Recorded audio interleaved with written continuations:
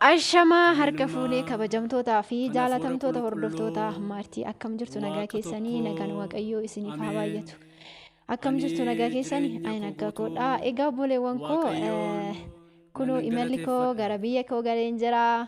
Maatii koottis dabalamee Addis Ababa keessan jira jechuudha galeen jira. Kanaaf boolirraa bu'ee xiyyaararraa bu'een jira nagaa waaqayyo nagalcheera. Waaqayyoof galanni guddaan haa ta'u isiniin jechuun barbaada. Dhugaa hedduu gammadeen jira biyya kootti Oromiyaa kootti galeen jira. Isinis warroonni naaf gammaddan hedduu isin galateeffadha. Kan akkasumas immoo waaqayyo nagaan si haa galchu obboleettii koo obboleettiin keenya kannaan jechaa jirtan hundumti keessanuu waaqayyo isinillee akka nan gammachuun gale kanatti isinillee gammachuudhaan akka galtan abdii guddaan qaba. Egaa jabaadhaa abdii hin kutinaa hojjedhaa. Wanti hin danda'amne tokko hin jiru. Namni yoo wanti tokko yoo itti ulfaate ofitti yoo ulfeesse malee hojiin kamuu yookaan immoo wanti nama ulfaatu tokko illee hin jiru jechuudha. Egaa kun akkuma ilaalaa jirtan viidiyoo irratti jechuudha gara imalaa deemaan jira. Xiyyaararraa bu'ee gara eerpoortii guddicha seenaan jira jechuudha. Gara maatii kootti dabalamuudhaan simannaa warroota na simatan irratti bira dhaquudhaaf jechuudha.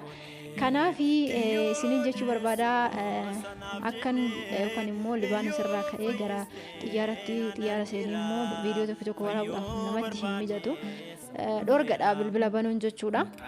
Sababa saniin viidiyoo tokko isin waraabuu hin dandeenye akkasumas immoo viidiyoo waraabuun illee jira garuu hedduu gaggabaabaadhaa jira jechuudha. Isa kanaafuu hundi keessanuu baga gammaddanii ani hedduu gammadeen jira. Amma fakkeenyaaf biyya keessatti galee neetworkiin hin jiru. Bakka yuutuubara kanarratti dadhabanii waan hedduu dalaganii yuutuubarri gara kaffaltiitti isaaniif dabalee gara hojiitti eegalee gara biyyaa galanii ijoolleen hafan jiru baay'eetu jira jechuudha. Garuu immoo haala itti fayyadama isaasan yoo wallaalanii yoo namni tokko laafee wanni hunduu ni laafa jechuudha. Kanaaf irra caalaa immoo namni tokko waan dalage tokko abdiidhaan tokkummaadhaan yoo ka'e hojii sana hojjechuu wanta yaada san hojjechuu galmaan ga'uu ni danda'a.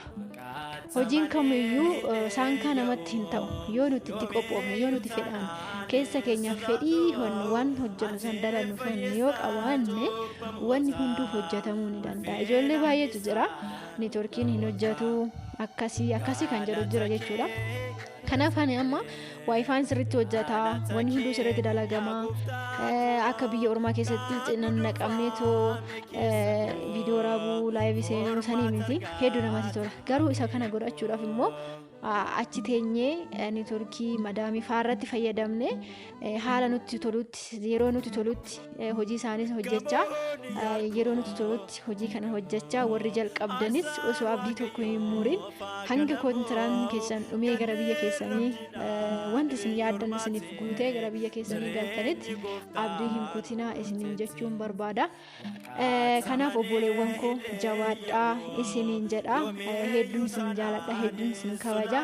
Anis immoo gara fuulduraatiif waan babbareedaa tokko qabadhee isiniif hin dhufaa.